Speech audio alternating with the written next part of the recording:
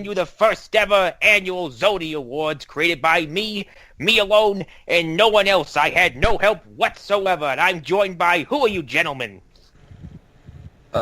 This is Hunter Davenport coming at you live. Hello, Hunter Davenport. First time I've ever met you. Who else is here? I'm Alan Muir. Nice to meet you, you son of a bitch. And who else is here? Arlen Haro, although that may change. That's wonderful. I get you. Hey, what are you doing? Get your hands off me.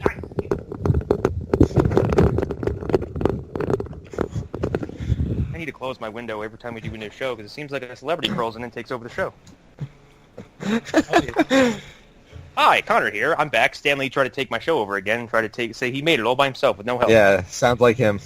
Hang on, he's still in here. What are you doing? I'll sue you, I swear. Go, leave. Okay, hi. Zonies Awards, everybody. We've been putting this off for 4 weeks. Now we're going to do it. Yeah, take that, group. Yeah, take that. Nobody, because nobody's really called me on it anyway. Yeah, this is hopefully the first of many annual. There was a certain person who suggested we should do this for comic books, which I agree. Yes, we will. That'll be down the road. We can probably do it toward, I don't know, there's a big event coming up, so I would prefer to do it after that. Secret Empire is about to end, I think. And, no, Secret Empire is halfway through. I thought, okay, I mean, we're approaching the finish line, though. But with, what is it, The Forge, or Dark World? Dark Universe? Dark Knight's Metal. Yeah, that's coming up, and that's not something I want to miss out on as far as if we're doing an award show. So this is going to be us talking about we're going to have some awards for some of the shows that aired this year. There might be some that get excluded because we didn't obviously watch all of them, but I try to be as inclusive as possible. So we'll just get right down into it. And the first award category is the best season, and let's go down. Hunter, what did you pick for best season? I picked Legion. Actually picked Arrow. Wait, did I really? Right in front. Did I really? Dude, what oh, sorry, I've been drinking, guys. Yeah, he's under the influence. A little bit. The thing we like to call Jesus. I encouraged Hunter to keep drinking around 4:30 my time. It is now 8:30 my time, so I don't know what I've been doing between. I've had a few, and I played a little bit of League of Legends, and I drank a little bit more. Arlen, I'll just go right to you because you're the furthest away. What was your pick for best season? Arrow, I believe. Okay, then Alan? I want to say Arrow. Jesus Christ, we had this you picked Legion. Yeah, I did. I admit defeat. This is going. I also picked Legion, and the group, community pick was Legion. Fucking annihilated everything else, and I can't say I disagree. It definitely deserves it. Earlier on we were going to divide these into short seasons and long seasons, but Legion winning both I'm fine with because it was a really good season. It's a good 8 episodes. They're really strong. They, as far as I can tell, stay close to the source material and also compose a really good show altogether. So, yeah, I agree. Its length was good, and I kind of I condensed and removed some awards because, like I said, we've been putting this off, and I have a new job, and I was trying to kind of spearhead this. So I kind of wanted to have just the most input. But I started a new job where I'm Monday through Friday, open to close, and it's been brain frying to say the least. So I condensed some awards, took some off. We're going to move some around the next time we do this. Anybody else have any input on this? Because I agree wholeheartedly. Legion was some of the Legion best is easily the best out of all of these because Arrow is a strong contender. So I will give Riverdale is a pretty good too. There's a few other things that happened this year that are like Legends of Tomorrow, Riverdale. As far as I hear, Agents of S.H.I.E.L.D. was stupendous. Yeah, back half of the season.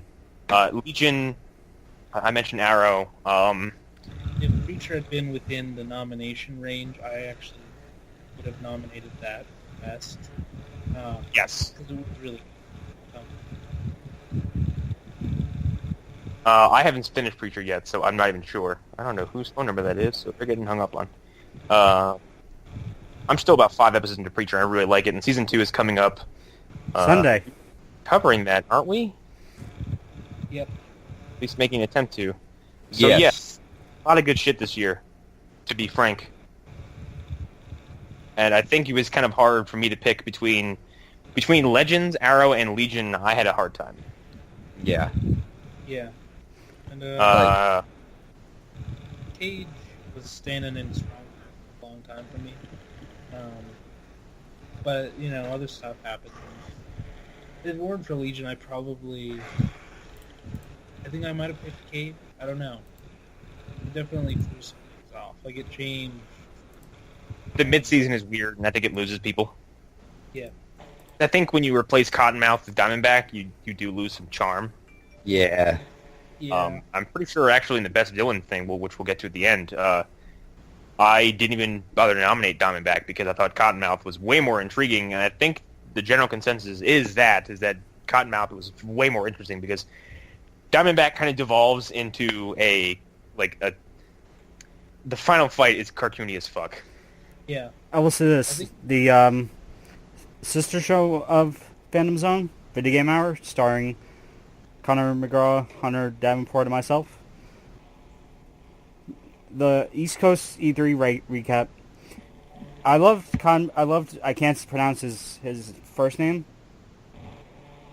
The actor who played Cottonmouth. Oh, yeah. I can't remember his name. And I know how it's Mayor. I can't say without coming off racist. Yeah. Just say his character name. It's fine. That's what I was doing because I couldn't say his actual name. Yeah. He's pretty much the. He's gonna be in the next Madden game in the story mode. Oh shit! Really? Yeah, yes, he is. He plays the main character. He plays the player's father. And Wow, the next Madden game is going to be pretty nuts, apparently. yeah, and he looks like he either put the balls on for motion capture and stuff and facial. That's a capture. hell of a phrase. He put the balls on. We're such juveniles. No, And us? it looks so much like him that it's uncanny, and I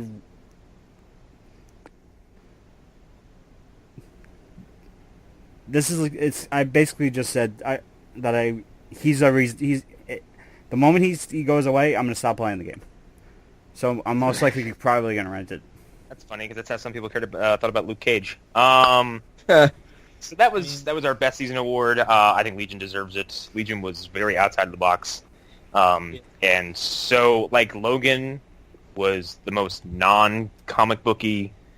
Well, no, I would say it's very comic booky, but it's the most superhero like piece of media we got this year, along with Logan. Yeah. Very inventive, very creative. Did a lot of weird shit and wasn't afraid to do a lot of weird shit. And I really appreciate it for it. I know it wasn't some people's cup of tea, but I think it was very innovative, interesting. So that is our best season award. So we're going to go right on to the next one, which is probably the one we're going to spend a little more time talking about because it bears repeating. This is the Zonies Worst Season Award. Before we go into community pick, we're going to go with our picks. Hunter, you picked. Wait, is this best? Which one is this? Sorry, I wasn't paying attention for a second. Worst season. Worst season? I picked Iron Fist, obviously. That you did. Alan? I want to say either Flash or Iron Fist. Picked Flash. Arlen? I picked Iron Fist. And I also picked Flash. So we have a tie between us and the community, Facebook page people. This was a landslide. Iron Fist steamrolled everybody because this show was a vile piece of shit. Can I just say something that's absurd? Yeah. That I learned after, the week after Iron Fist dropped, that it was Netflix's most binge show. What? Yeah. I think that's because of the what's it called? The locomotion, The stigma. well, the energy of the previous 3 shows. Well, That too. Luke that's Cage the got only way- mixed to positive reviews. Well, Luke Cage crashed Netflix. So Yeah. Did it really? I don't remember hearing about that. it crashed Netflix for a couple hours. That's insane. On one coast. So the idea of Well, I guess Iron Fist- most binged and most watch all at the same time is a different thing, because most binge can be people in different time zones and different times of day, all kind of blasting through it in different sections. Right. Something crashing Netflix is everybody signing on all at fucking once and just bringing the whole system down. Yeah. And Flash, however, is a good pick for this, because Iron Fist has no precedent aside from Daredevil, Luke Cage, and Jessica Jones, but they're all very different shows. Yes. Right. And Flash, when competing against itself in the previous 2 seasons, is inexcusably bad. Oh Yeah. God, yes. Ugh. the only thing and- that doesn't make it win for me is that there are good episodes. That, and I think the characters in Flash are nowhere near as insufferable as anybody in Iron Fist. Yes. Like, Barry does dumb things. Barry is not a rock-headed idiot like Danny Rand is. Randy Um, Dan. Randy I was about Dan to strikes bring that up. again. Randy Dan. Randy and actually Dan it's funny raids because again. Both shows suffer from a dragged-out villain reveal. Holy shit, yes. And Iron Fist is worse because Iron Fist has no true antagonist until the final episode, does it? Right, but it has a bunch of stand-in antagonists. And Yes. That final episode, which I have still not seen, Yeah. and flat out refused to watch. And also, like, the showdown with Savitar, as much as we all hated Savitar, I think the actual fight with Savitar is cool as fuck. Yeah, a lot of the stuff was cool. Caitlyn going, who's the X-Men with the Iceman, going Iceman Bobby Drake. through Central City. Yeah, that was cool. So That was really cool, and I was kind of wondering how they, like, because the show is very budget concerned, and that looked very expensive for that show, and it was very impressive. Do you guys not remember last season when Mark Martin was flying? yeah, but he does that all the time. Yeah, this is kind of a one of a kind thing. We haven't seen, and we also didn't see Caitlyn do anything like big with her powers the whole season, except that. Yeah, It's kind of a cool moment. that's a Yeah, the big standout. difference I think between Iron Fist and Flash is that Flash has pieces of it that are inherently likable, downright lovable. That has the crossover episodes are fucking awesome. Yeah, those help. Those help quite a bit. Also, I mean, you felt differently about certain things about the finale, but I thought the finale was stronger than all of Iron Fist put together. Yeah, I thought the finale was as strong as it could be with everything that was going on before it.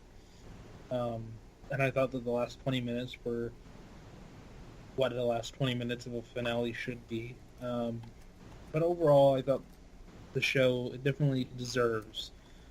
I do think it deserves worst if it hadn't won, but Iron Fist is worse, definitely. I think, yeah, in a world where Iron Fist didn't exist, Flash would easily be, for us, worst of the year. Yeah.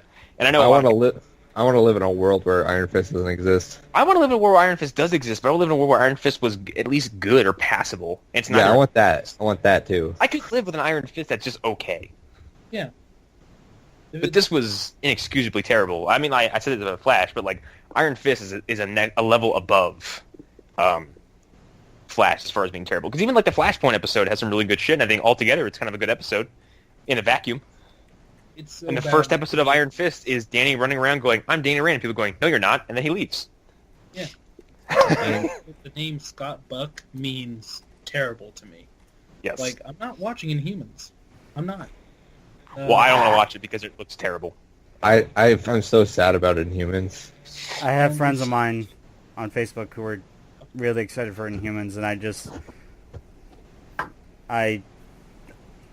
just wanted to shake them. Like, go, Grab them by the why? face, shake Smack them. him across the face. Why? Why? Anybody else have any more input on worst season of the year? Any honorable mentions? Anything was like I don't know, anything Supergirl. I think Supergirl was very uneventful. Supergirl was more average. Yeah, I didn't really care for it, if I'm being honest with you guys. Well, did you watch season 1 though? Yes, I did. Okay, then that's fair because season 1 is really bad. Like, Yeah. They write Kara well, and that's what makes it alright with me. Yeah. I think season 2 suffers from an abundance of fluff. Mon-El and Guardian being among that. I think it really bogs things down. Especially Guardian, because I've already said in this show that Guardian is a completely unnecessary presence in that show. It's a presence that doesn't need to be filled by Jimmy Olsen. Yeah, which is kind of weird that they weird. did that. Like you turn Superman's best buddy, Pal, who I think I saw it brought up in an article on Cracked about shared universes and cinematic universes that there's a lot of weird cameos that end up being cameos for no reason, and they do things with them that are completely unnecessary. Like the dude who gets shot at the beginning of Batman vs Superman didn't have to be Jimmy Olsen for any reason at all. And that nothing in the world will make Jimmy Olsen anything more than what he is.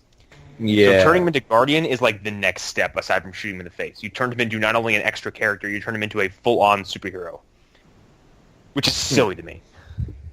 Is he Guardian in the comics, or is Guardian someone else? Guardian is who was the guy that was taking Jean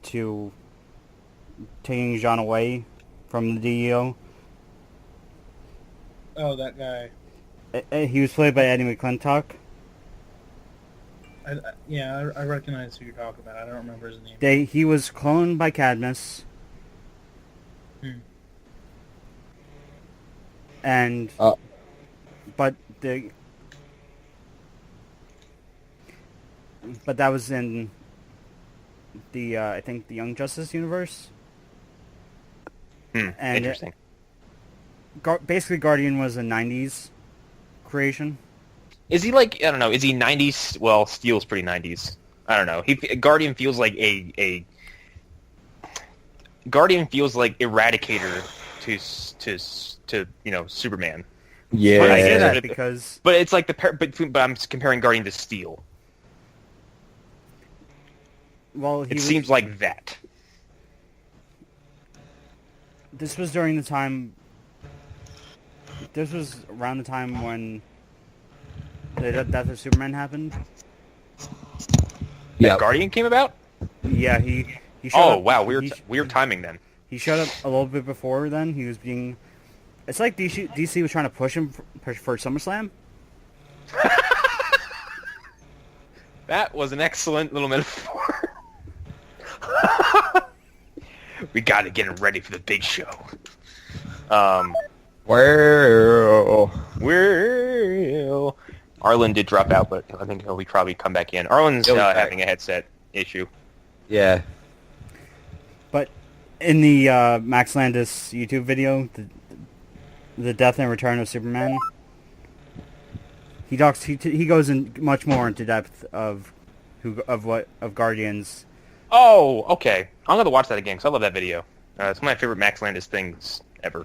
I think it's very funny and very informative. I like his drunk comic book history stuff. Yeah, he basically he was one of the newest members of the Justice League at the time, and immediately gets his shit kicked in by Doomsday. That's right, among others. Was there anything else that compares to could be lumped into worst season category? I think Legends was good enough to not even be considered in that area. Yeah. No. Arrow is so far removed from what it was last year that it's inconceivable to think of it as being bad this year. Yeah. I would say, okay, this is gonna be a weird pick. I'm not gonna say Walking Dead had a bad season. I am gonna say that Walking Dead had probably one of the strongest opening episodes for any season ever. Yep. And then just didn't really go anywhere from where it started. No, and I think that's part of the problem. And I've said this, I'm not sure if I said this on the show, but I've said it in conversations elsewhere, that the way they ended Season 6 was not only a farce, but they shot themselves in the foot. Because there's nowhere to go but down at that point. Like, you don't end a season on a nothing and then start the next one on a nuclear bomb, and then hope to have any momentum going the rest of the season. I think that hurt them tremendously. I'm not going to say they're one of the worst seasons of the year, because from what I've seen, it's entertaining. It's just, I just don't care anymore. It's like my friend Billy commented. His name's Vasilios in the comments, but I've known him for years, Billy. He's like, I'm surprised Negan's not getting more votes. And I was like, well, Walking Dead's not that popular amongst certain crowds anymore, and it's one of them. Walking Dead lost millions of viewers this year. Yeah. Millions and millions of viewers. I think it had one of the steepest viewership declines ever.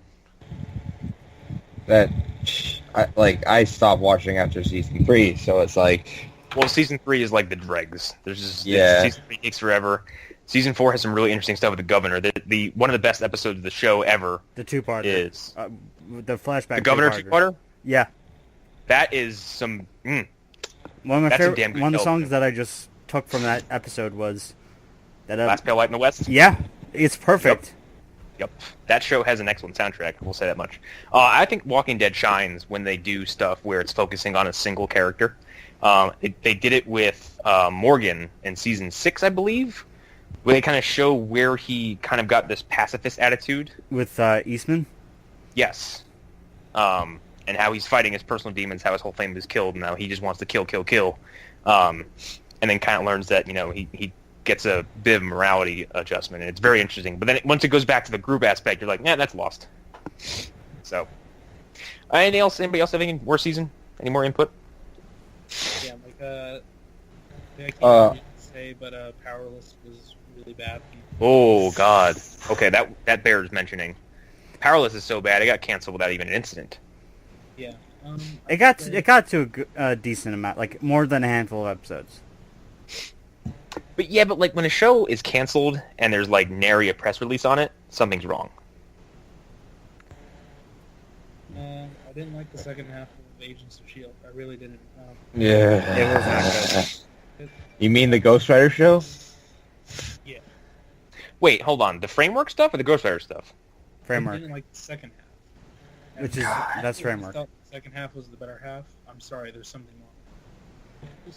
Yeah, that's the thing, is that a lot of people tell me that the second half of the Ghost Rider season is where it shines. I don't know. And now, I'll watch it to find out, but like, I the like Ghost Rider I stuff like is the how most they. intrigued I've been. I hear they both, it kind of comes together at the end where like Ghost Rider does come back. Yeah, he does. Yeah. So Yeah. I'll stick around and watch it for that, because that sounds interesting. And also, they kind of did something to Coulson that kind of changes his position. Doesn't he become Ghost Rider for a fucking hot second? No, he becomes Ghost Rider permanently. I need to look this up. What the fuck? Yeah. Oh, I gotta watch this. You fucking What kidding the me? fuck? That's fucking bonkers. Okay, we're gonna move on from this. But I have to say, I'm also not, as I said, pre-recording or starting this or during the pre-show. While I am intrigued by Gotham next season. And- That's all I'm gonna say about Gotham. Don't worry. I'm far more intrigued with the way Agents of S.H.I.E.L.D. ended this season. I mean, that little tidbit is enough to pique my curiosity to the point where I'm gonna go watch it like as soon as I can, because I want to see how that goes down. Yeah. That's not something I expected at all. All right, let's get right into next one, which is going to be another sweep for the most part. Best freshman season. Hunter, you picked. Legion, obviously. Alan, I think I picked Riverdale. you picked Legion. God damn it! How do you guys not remember what you picked? You picked Legion. I also picked Legion. Arlen, I think Legion Effect. you picked Luke Cage. Oh, okay, yeah, Luke Cage, yeah. Basically, the description for this episode should be, look at how terrible the group's memories are. Well, usually I would write this down so I could have notes. Which is why I have it written down in front of me, so this stuff, so this wouldn't happen. So yeah, I have the correct information in front of me. Doesn't matter. Yeah, I thought this was going to be a sweep too. This swept the Facebook voting too. I think Cage was a close second. I think it was Riverdale. It was the top three. Cage, Riverdale, and Legion would be easily the top three. Because they're the most popular things, I think, to debut in this like kind of coverage window we had. From November Without to question. now. More or less. Riverdale is far more popular than I was giving it credit for. Yeah. Yeah. Yeah, it's a good show. Yeah. Still haven't cracked it yet. I'm working on it. As soon as like I think I settle out with this work schedule because I'm home earlier, but I get up earlier. So the problem is I get home and I'm like, it's like 4:30, 5 o'clock. I'm like, fuck yeah, the day's like half over, and I just fucking crash. 'Cause I'm not used to being out that early. So as soon as I settle in, I'll get used to it. But new job is cushy. Like it. It's great. Yeah. So I'll be around a little more often at night for stuff. I don't think we're gonna get another good chance to talk about Riverdale again. So, I think a lot of people liked it more than I did, and it's fine. Like, good show. Can you move a little closer to your microphone? Yeah, it's a good show. It's fine. But I had a real problem with the pacing on that show. I thought I got really slow at points. How is the Twin Peaks comparison as far as pacing? That's the thing. It's at moments it is more like that based off the peaks that I've seen, and then at moments it's very quick, and it just skips over things that are probably important. Oh, so it sounds just like Twin Peaks. Yeah, but the pacing got a little bit weird, and I thought the episodes felt too standalone in a way that really distracted from the whole show. I felt like the season-long plot sometimes just secondary to the dramatic romances, he said, she said, soap opera stuff. I think in any environment where you have a soap opera setting, you're going to be bogged down by lots of extra character stories. Yeah, definitely. Y'all two, what do you think? Runners up or any thoughts on Legion? Legion is fantastic. Like, There's not much else to say after it won Best Season because Legion is like, okay, so I've talked about my history with the X-Men before, but Legion is like one of my favorite X-Men characters, and just to see them do this with him is really incredible. Well, I think it also, like I mentioned before, it's very out of the box, and even for Riverdale, which is not conventional for what we cover and for the typical comic book show, even with Riverdale being a thing, Legion is so unconventional it's not even funny. Yeah, it's because different. Legion is 4 or 5 different genres or styles just mishmashed together almost seamlessly. Because it feels like a Wes Anderson film at sometimes, and then it goes right into Cronenbergian horror. Yeah. The silent film parts, to be specific. Oh yeah, well the silent film parts are just fucking they're batty because that's all Shadow King influence too. It's like weird world mental manipulation, which I think is like we'll get to Shadow King later when we talk about best villain. But I think Shadow King was a very intriguing villain. God, Shadow King's so cool. And Aubrey Plaza was she's the knockout of that show. I think of her as terrifying. And that's something I never thought I would think of in relation to Aubrey Plaza. So, No, not at all. Not even close. I want to see someone try to do a comparison of her on Parks and Rec and Legion. There really is no comparison. She's totally different characters. you can probably find there's a thing on Tumblr where they take lines from a character and then put them over GIFs from another show.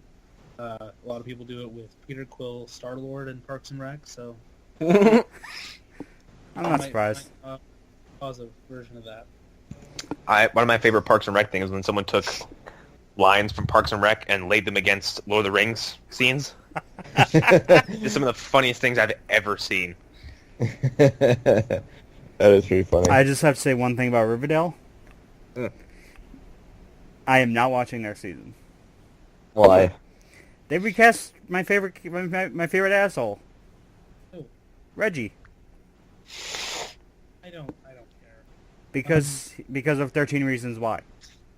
Oh, okay, I do have something I'm angry about. Where the fuck was Sabrina? Yeah. Probably in their back pocket waiting for... Here's the thing. I don't know too much about the Riverdale universe and Archie. I do know Sabrina the Teenage Witch is insanely popular among certain crowds. She had her own successful TV show in the 90s.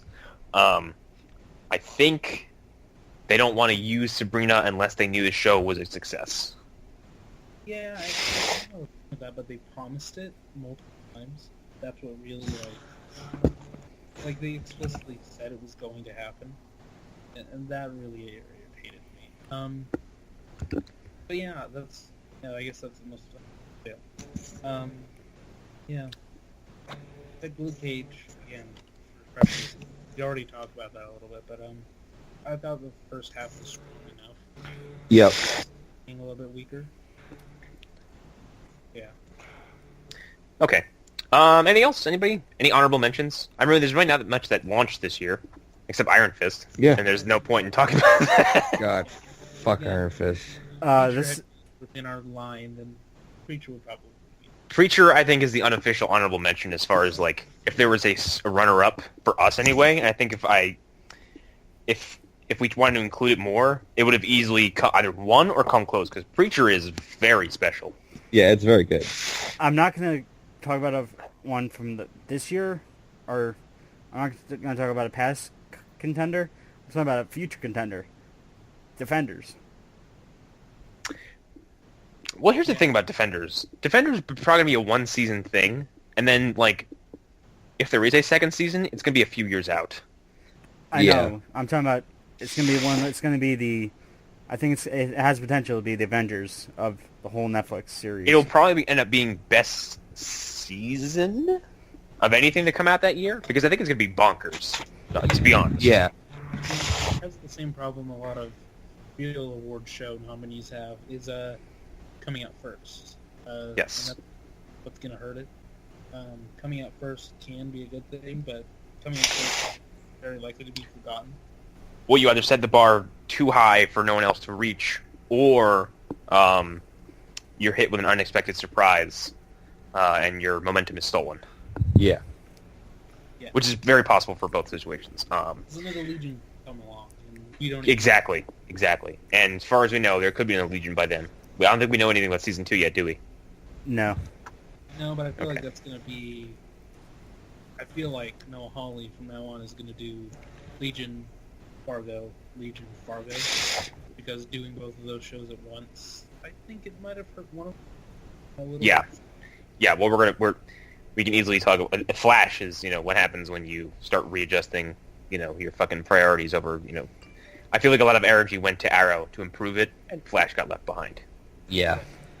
Which is the same thing that we mentioned about my pick for Most Improved, which we'll transition right into. But before we get to mine, we'll get everybody else's. So the next award is for the Most Improved show, based on them having a previous season or seasons. Hunter, you picked... Fuck. What did I pick? You picked Arrow. I picked Arrow? Okay, good. Alan. Yeah, Arrow. I picked fucking Arrow.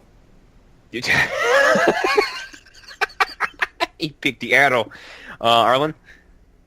Arrow, obviously. Okay. I would have picked Arrow if Legends of Tomorrow didn't have my boy, and just a fantastic ensemble of villains. I picked Legends of Tomorrow, and we should take this time to talk about Legends, because Arrow's going to gotten a lot of awards, and we've kind of talked about it at length. But Legends... Can you move closer to the microphone again? Yeah, Legends blew me away this year.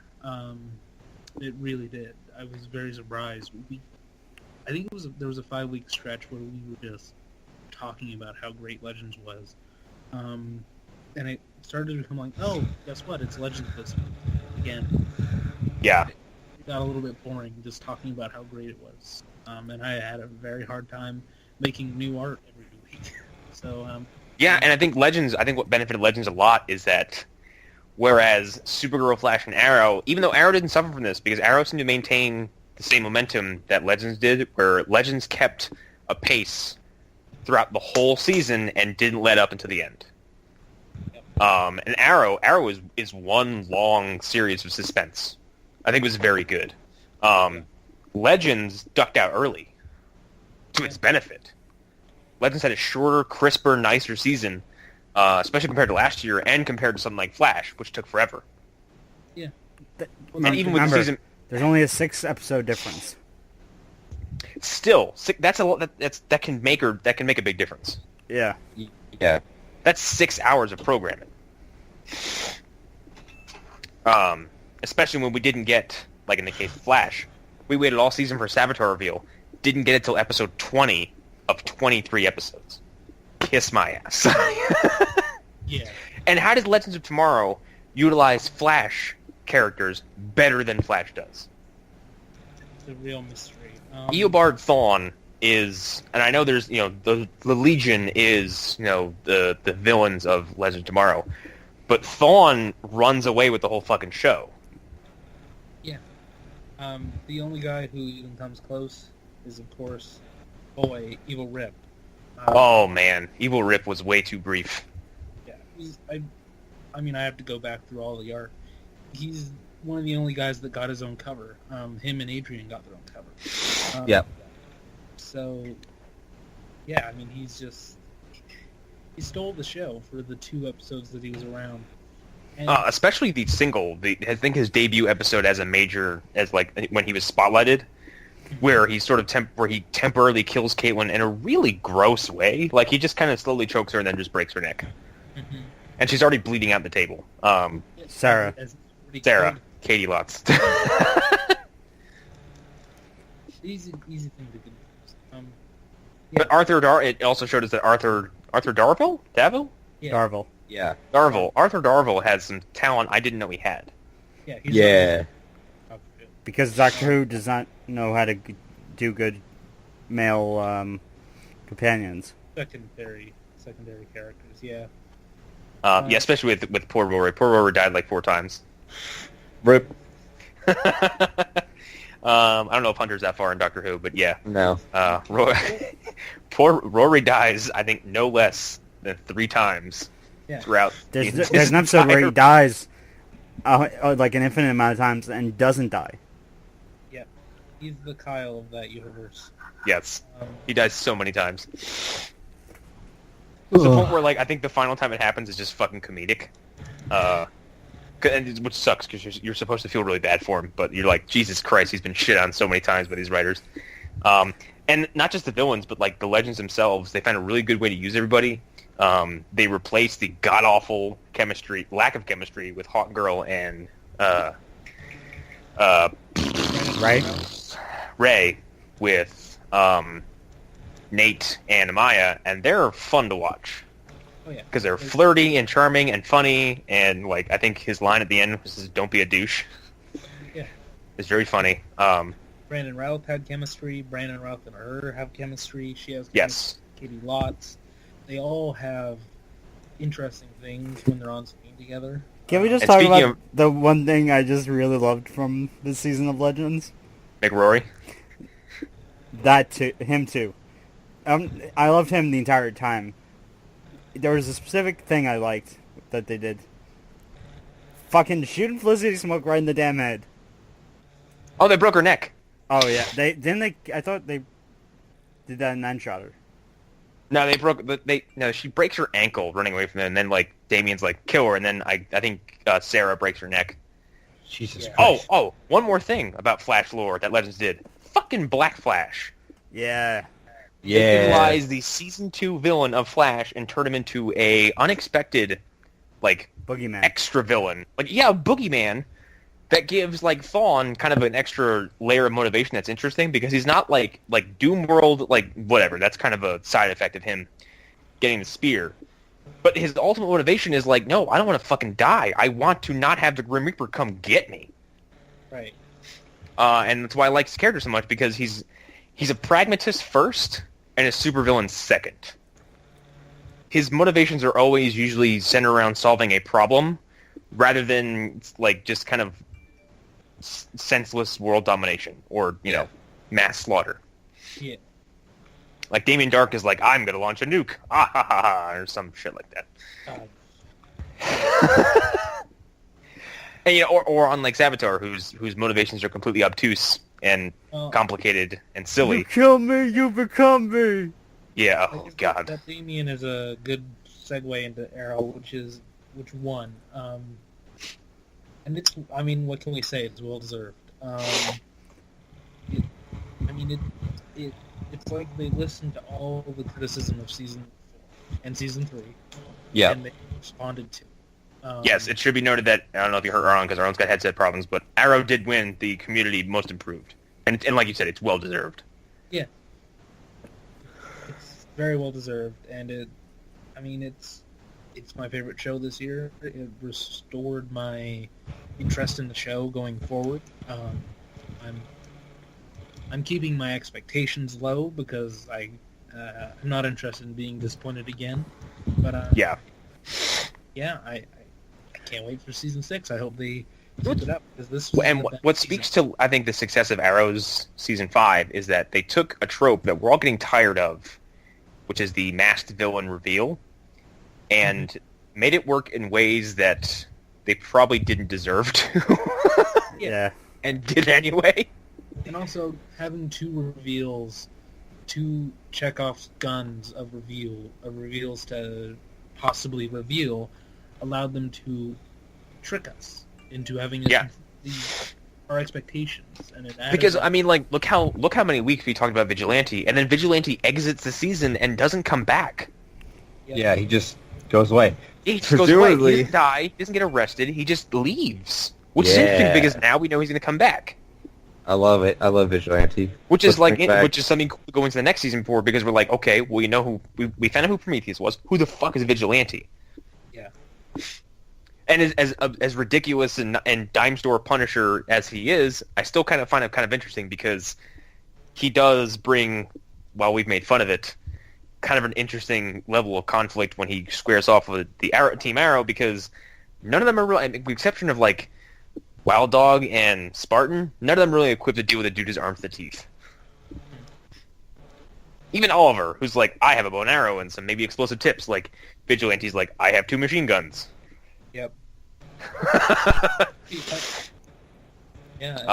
Even if he looks like a skier.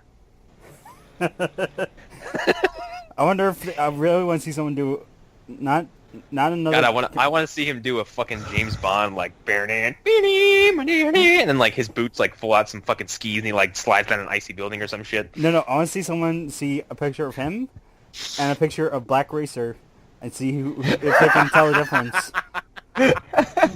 What if that's who he is though? Dude, see, when I was first getting to like, because the show got me into the comics hardcore, and I was first getting to the Flash lore, like I was learning about like fucking all this shit, and like I thought Black Flash was cool, and I was like, what the fuck is a Black Racer? And then I saw a picture of him, I'm like, that's the dumbest thing I've ever seen. And he doesn't get cool until Barry becomes him temporarily. And then he gets that sweet ass outfit with like the fucking sickle and everything. Yeah, but Arrow, especially the season finale, because the show doesn't really let up the tension and suspense even after the season finale is all wrapped up. Yeah. They're still giving you shit to chew on. You're like, oh my god, did everybody just fucking die? And Chase, for all intents and purposes, wins. Yeah. They don't get him. He's not beaten. I mean, he is. He's physically beaten. But he kind of pulls a Joker where he's like, you think I really risked this entire game on a fist fight with you? Yeah. He won. Yeah, he kind of won. Yeah, it's an interesting kind of twist from what we've seen from most of Arrow, all of Flash, and ain't really anything else. Sherlock. Yes. Yeah. He pulled a Silva from Skyfall. He totally took everyone else down, and he succeeded in what he wanted to do. So, yeah. Is there any Legends is the obvious runner-up, but. We said Supergirl season 2 is uneventful, but is it a drastic improvement over the first season? I think it is. I would agree. Yeah, and I didn't have higher expectations, so it didn't exactly meet those expectations, because I was like, okay, a lot of the problems of season 1 can be attributed to CBS, and was under the assumption that some of those problems would go away with Season 2 being on the CW. I feel like I was probably wrong about that. I have to say one thing. Livewire. Yeah, but that's not a season-long thing. It's more. Yeah, and that's we're gonna get to that in a minute. What I'm also gonna say is I'm gonna throw Agents of S.H.I.E.L.D. a bone, because I know we talk about a lot of CW stuff, but when we first started this podcast, we were very excited about Agents of S.H.I.E.L.D. because of the Ghost Rider stuff. Yeah. I think because of that, it is fair to bring it up in a most improved conversation, because When did they reveal that? Was that a Comic-Con thing? I don't know. Yeah, they revealed the car at Comic-Con. Well, This was season 4, correct? yeah. Yeah. I think Nothing in 3 seasons, as far as promotional material, anything I've seen from the show, got my attention like the concept of Ghost Rider. And then I watched the first episode with Ghost Rider, and I was fucking blown away. Yeah. That's still my favorite episode of the show so far. For the little I've seen, that could change as I work my way through it. Yeah, it's interesting because even if you ask people their opinions on Agents of S.H.I.E.L.D., whether they liked Ghost Rider or didn't, everybody agrees that this is one of their better seasons. It's the most talked about season I've heard forever, which I think speaks to its level of, I think, quality improvement. Well, each year the show... I haven't heard this many people tell me that Agents of S.H.I.E.L.D. is worth watching since it launched. Yeah. Well, as someone who's been watching the show since it first debuted, they do a soft reboot each year. Right. That's cool. Like at the end of season 1, Fitz had brain problems because of losing oxygen. Yeah. Halfway. Yeah, and then continue. I'm sorry. Like he has that. He's working through that during season 2. Once season 3 comes, that's gone. Like it's pretty much scrapped. Well, then they do. Once S.H.I.E.L.D. was disassembled, like it kind of changes the landscape of the show too. Yeah. Interesting. And I mean, if we're talking about season 4, last time anybody talked about S.H.I.E.L.D. this way was right after Winter Soldier came out. Yes. Because the twist in Winter Soldier became a twist in Agents of S.H.I.E.L.D. immediately. And that's weird that a standalone MCU movie had universe-changing implications. Yeah. Because S.H.I.E.L.D. was the backbone of, it was the kind of the framework, of kind of the MCU in general, because it is Nick Fury that brings this whole thing together. And it is S.H.I.E.L.D. that kind of, is responsible for all this stuff kind of being brought to the center. And then to disassemble it affects everything. Yeah. Which I think is interesting.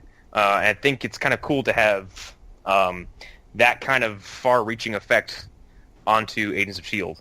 And this time, in Season 4, it didn't need a movie event to make it a talked-about thing. They came up with something interesting on their own.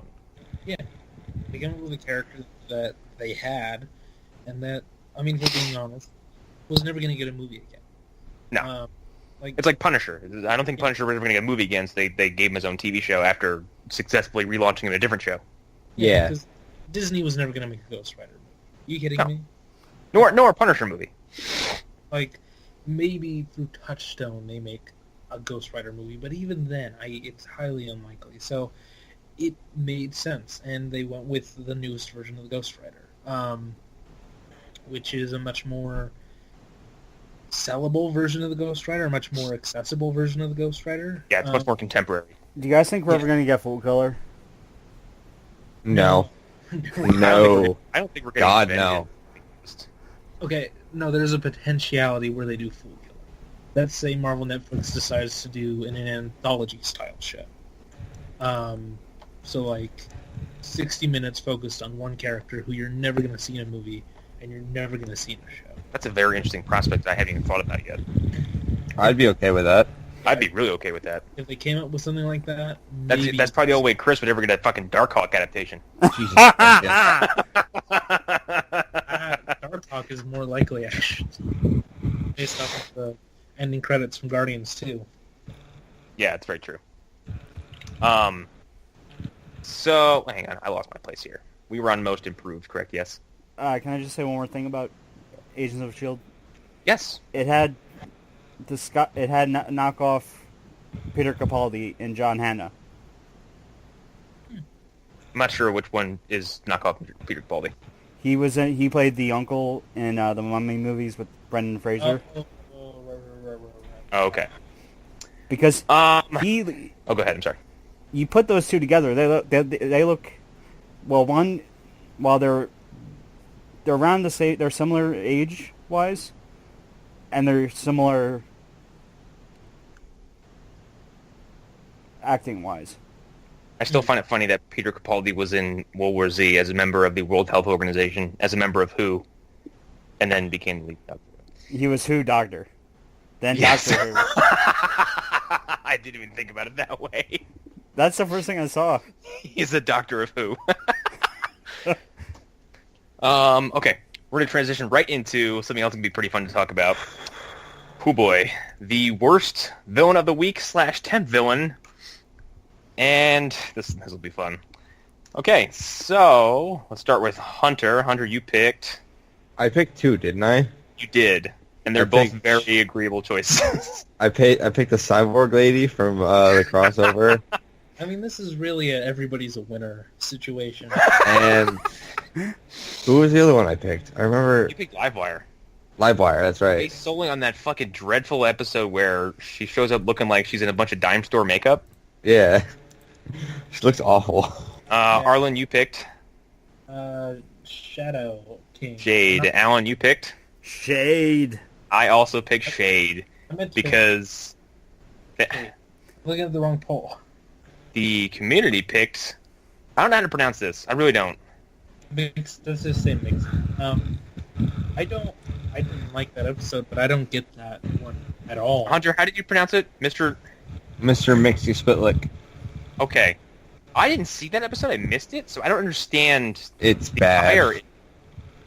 From my understanding, he came in and was didn't he put a fucking love spell on Kara or some shit? No, he tried. He marrying him, which is always dumb. Whenever they do that kind of plot, I almost see. Here's the funny thing: I wanted to put Music Meister in one of these categories, and I couldn't bring myself to put him in worst TV, worst villain of the week, because I thought he was very fascinating. And I feel like this seems like it's the complete opposite direction. It's a villain who is completely throwaway and kind of a because the musical stuff is very separate from the rest of the series. Who do you think Kara was talking about when she said, "I don't have time for another magic guy"? Yeah. Oh, okay. Yeah, because this was the Music Meister episode was right after this one, wasn't it? No. It was. Made it really dumb. It may have been an episode or two after. I feel like it was right next to each other. I feel like it was also right next to each other because I was waiting for the Music Meister episode. Because I was waiting for the musical stuff because I was very interested. And it's really weird that they were doing Valentine's Day in that episode. And Valentine's Day had been a month before. Well, it's the same as watching the Legends do Christmas in February. Yeah. Yeah, that was really weird. It's really jarring. Which was just really weird. But yeah, I don't think he deserves it. I think Shade deserves it quite a bit more. Shade deserves it, I think, because Shade is a villain in the comics who has decades of respectable history as both a villain and kind of a not so villain. Because in the current Rebirth line, he approaches Barry and says I need help. He's my fucking shadow dimension is out of control, and he's not presented as a villain at all. He doesn't do just that. He has knowledge of the timeline that used to be. Yes, and so I think he's a character with some pretty rich lore. And in Flash, Starman. he is reduced. Yeah, he is in Flash season 3. He is reduced to such a minimalized fucking role. I don't remember what he looks like when he's not a big CG shadow. You had to point out to me that he was something else. I thought he was just Shadow the whole time. He was a schmuck in a t-shirt or a suit or something, and he's not even present the whole episode. He is disposed of maybe 20 minutes in, and the rest of the episode is Savitar revelations. Yeah. He is a complete and utter afterthought. Yeah. And like when Hunter like brought the cyborg lady, because she doesn't have a fucking name. I don't think so anyway. Like No, she doesn't. even like it's that kind of level of just jobber character where their presence is completely inconsequential and they're there to get their ass handed to them. Also, they're very generic usually. Yes. She's just there to fill time in that crossover. I know, which is weird because I think they could have picked like any number of like Flash villains we haven't seen from season 1, like maybe Nimbus or Or even an Arrow villain from the old days would have been. yeah, or like someone with a superpower at least. But they picked this like this fucking bargain bin looking woman with like really bad like apparatuses on her face. And she gets double teamed in about 9 seconds and is just never brought up again. Okay, Yeah, I found the information on with Mixaplick Yeah. Okay. and Music Meister.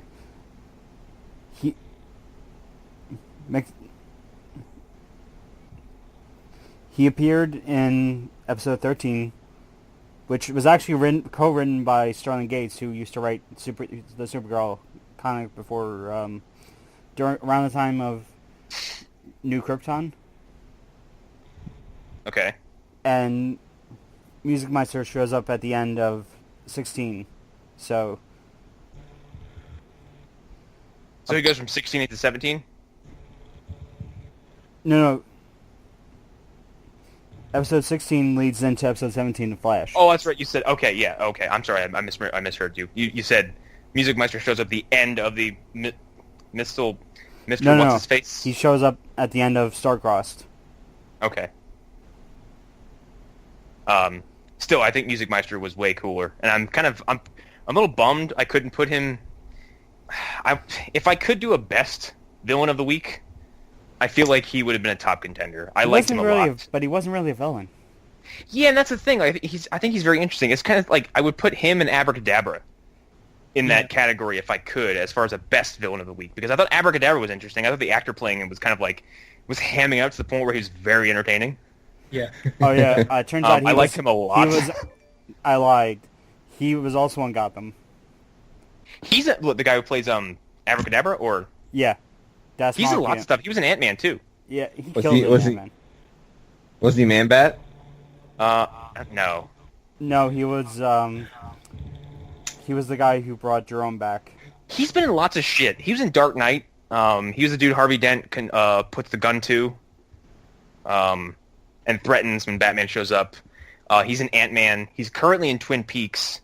He was in this. Like, I don't know who he is, but he's picking up speed very fast, and he's doing a lot of stuff. I like him as a lot. He's got a weird look. 'Cause he's very gaunt. And he's got very pointy features, but he's always interesting to watch. I like him a lot. I don't know what his name is, but he's becoming a very good that guy. David Dismulchin, I believe. Yeah. Okay. Yeah, I like him a lot. I don't know where he came from, but yeah, everything I've seen him in, I like a lot. So, yeah, if I could have done a best villain of the week, I easily would have included him, and Music Meister, just because he didn't turn out to be a generic disposable villain. He turned out to be kind of this weird Interdimensional being. He was like a mischief villain. He wasn't really trying to. He did say like, yeah, if you die here, you die in real life, but like he wasn't out to murder anybody. He was trying to show them something. Yes. And That's why I said he's more like an imp than like a full-on villain. He's like Another a... villain included in the bad villain poll, and I don't understand why, was Cody Rhodes. I thought he did a good job. I included him because I was going through the list of Arrow. I was trying to look for Arrow villains that were very temp, and like I couldn't find. There really wasn't any, and that was something I was going to say about Arrow, is that they didn't fall into the trap of having weekly villains. Yeah. Like they had temporary villains. They had Tobias Church. Yeah. You mean Dollar Store Cottonmouth? Yeah, Dollar Store Cottonmouth. Yes, Dime Store Cottonmouth. Yeah, no, I put Cody Rhodes in there just because there wasn't any weekly villains. I didn't think anyone was going to vote for him. I liked him a lot, actually, so I was hoping no one picked him as for worst villain because he was interesting. He was really Because good. it presents, it's also something on Arrow that's different, where you have a villain who legitimately cannot be harmed And against he people was- with no superpowers until Canary came along. Yeah, Yeah. or guns.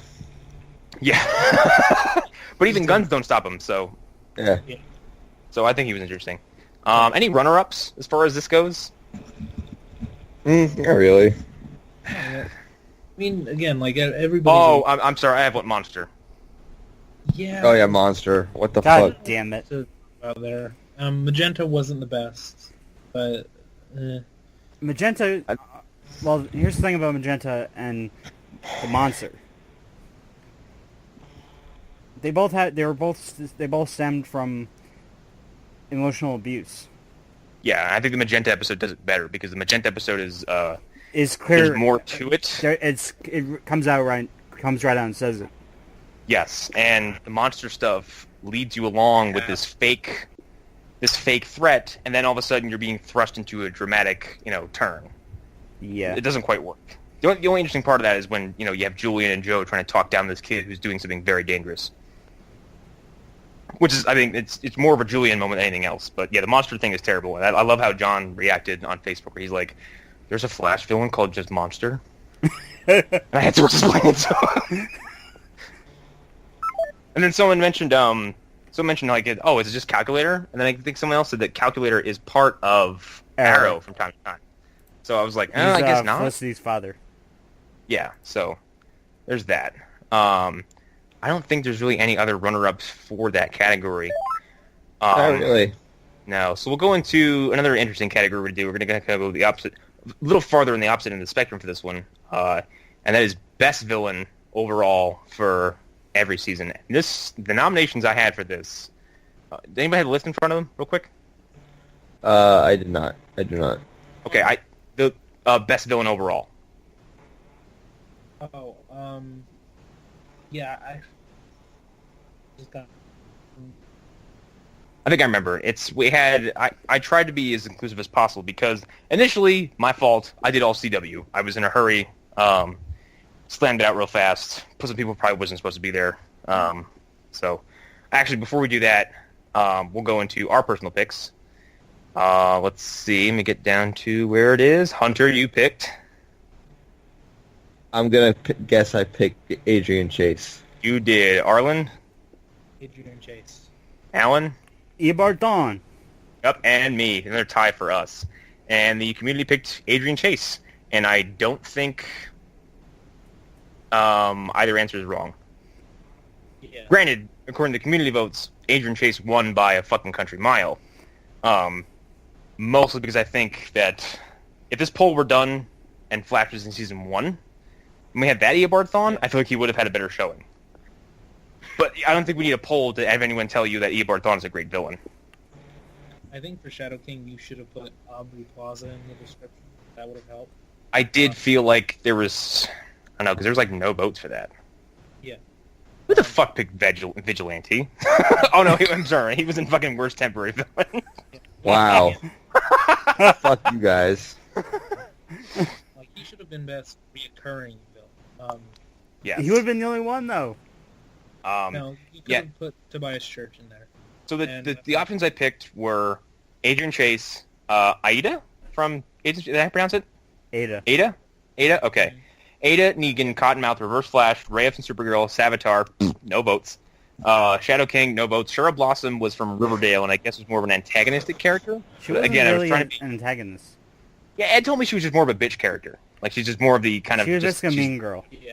Yes. And Penguin. Again, I think Shadow King would have gotten at least 5 votes if people knew who that was. I think that they didn't hit home enough who that character was for anybody to know to vote for him. Yeah. But even that being said, well, there's another thing. Well, I don't want to blame or say anything bad about the group, but in episode, I want to say 6 or 7, Carrie and Jermaine Clement's character. I'm blanking on it right now. Oh, I can't remember his name either. Oliver. Yes. He tells Carrie that basically says Amal Farouk, which is the alias of Shadow King. Yeah. And there's also a scene during the Bolero sequence where they're switching between the real world David's trying to get control of his body back. That whole sequence is breathtaking. Yeah. And like I said earlier, the silent film scene. Yeah. Yeah. There's a part when Aubrey Plaza enters frame, she says, "You should rise when a king enters, or when a king approaches." Yeah. Well, but still, I think I think Arlen's right. If we did say Aubrey Plaza, I think people would have been like immediately kind of been like, "Oh yeah, I remember that." She's called the Shadow King unofficially. It's more of a title than a name.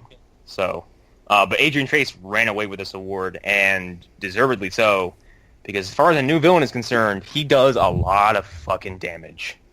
I mean, he supplanted Slade Wilson. So what else do you need to say? Yeah. Yeah. And it's weird because in this season with Adrian Chase, Slade Wilson has a moral turnaround and apologizes for all the wrongs he's done. And Adrian Chase is such a piece of shit. I don't think anything could have made him come around and make him feel remorseful for anything he's done.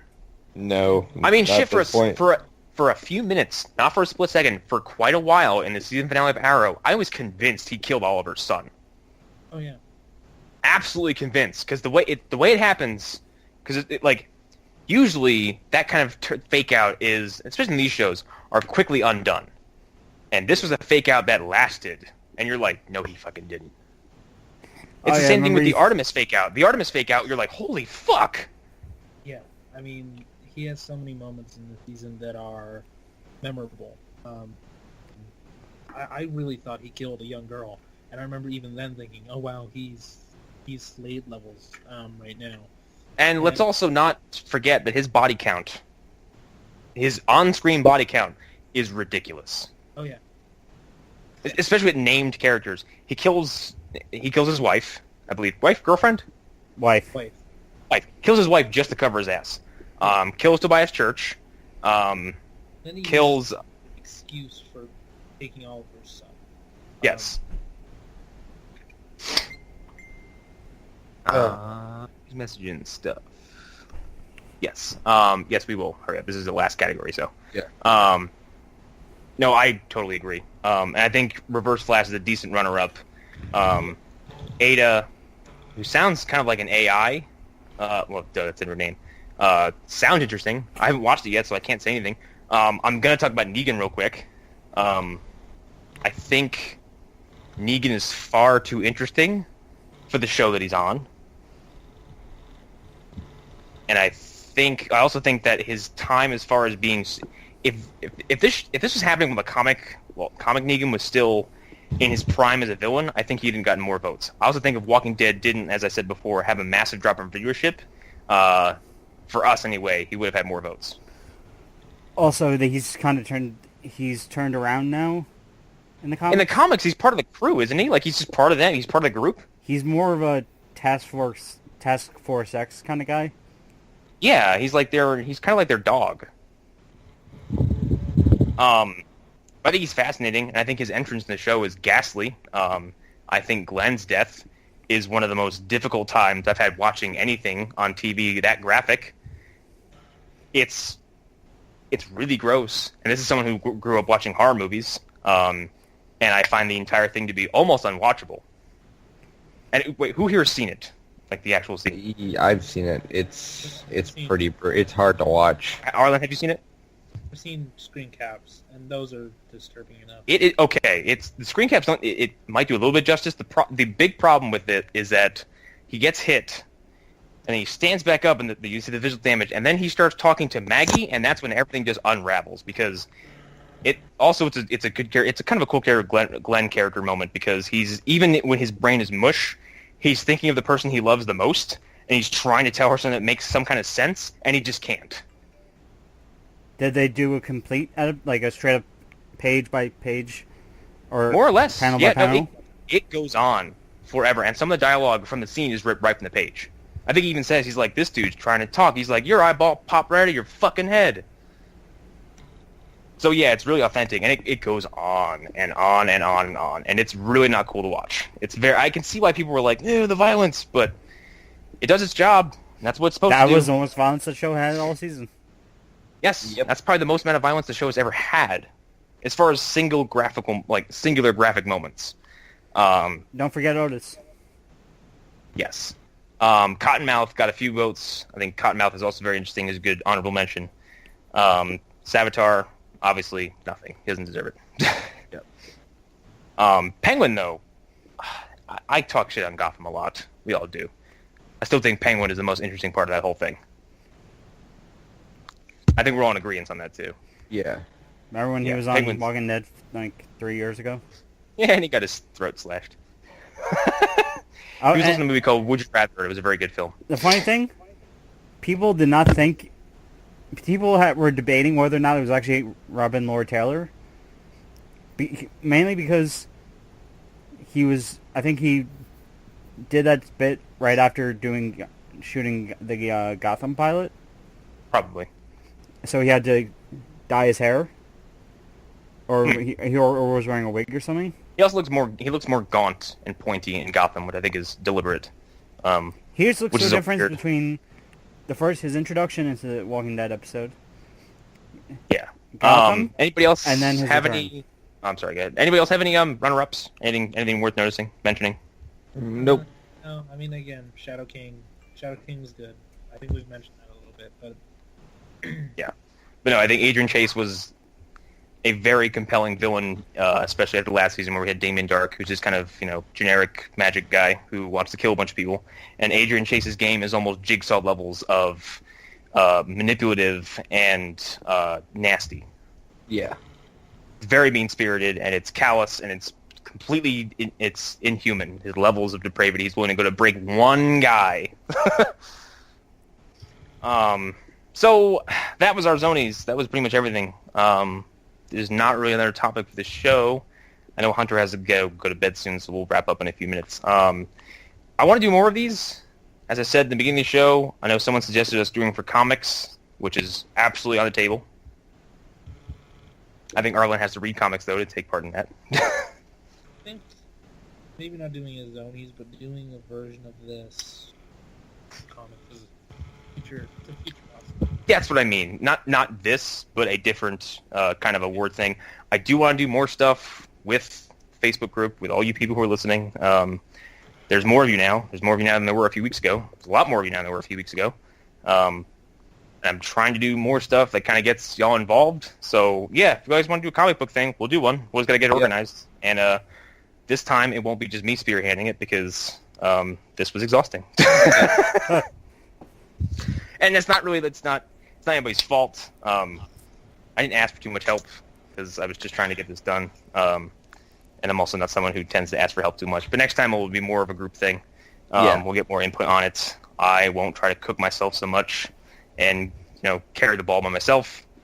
But yeah, be more of a group thing. And I'll probably try to do more polls, maybe just some silly shit, throwaway stuff, just gag stuff, which probably will include an option for butt stuff, as Hunter always puts.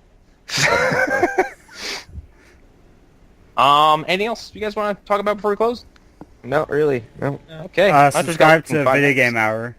Yes, subscribe to subscribe to the Video Video Game Hour. We got some E3 specials there. We have one out. We have one coming out where, Should be I up in sound about very- like 10-15 minutes. yes, where I sound very tired interviewing a guy who was at E3, and he does a lot of the talking, which is a very good change of pace. I was beat to fuck that show. I slept very little that weekend, so I was hoping he had a lot to say. Luckily, he did. Yeah. Keep an eye for the Video Game Hour, starring us three. Arlen will probably one day make a guest appearance when we talk about Spawn. Yeah. Yeah. Or our Sooner or later, the Movie Dumpster, no longer the Movie Dump, the Movie Dumpster will be coming out. We're going to record more episodes, get some more stuff out, and then we'll release them kind of one by one, so we have some content for you guys to gobble down before we start recording again. We just did, our first episode was Rawhead Rex. Second episode was Peter Jackson's Bad Taste. That I thoroughly enjoyed. I think we're going to do Meet the Feebles, and that Sean Connery movie we talked about on the League of Extraordinary Gentlemen episode. Yup. I brought that up, and they fucking gobbled it up. They were so excited. And, of course, that's not coming out in the fall, and Shadow Zone still in production. It's in development hell. Where it is in development hell. It's only in development hell because my schedule is just fucked. That and I hate everything I record. So because it's just me. Yeah, you can follow me on Twitter. Follow me at Wesker Commander. I'll try to tweet more. I really am considering it. I just haven't found a good enough reason. If more of you follow me, I will tweet. And divert my Facebook energy over to Twitter so you can see me post nonsense there. You could follow me on Twitter at DevinAport. You can find my writing on the Haro. We just did a bunch of shit for E3. And I'm working on some stuff. So that's coming soon. Look for that. Yeah, that's about it. Anyone else? Go for. Arlen's gonna have to really try for this one. Go nuts. Follow me at AARO on Twitter. Closer to the mic.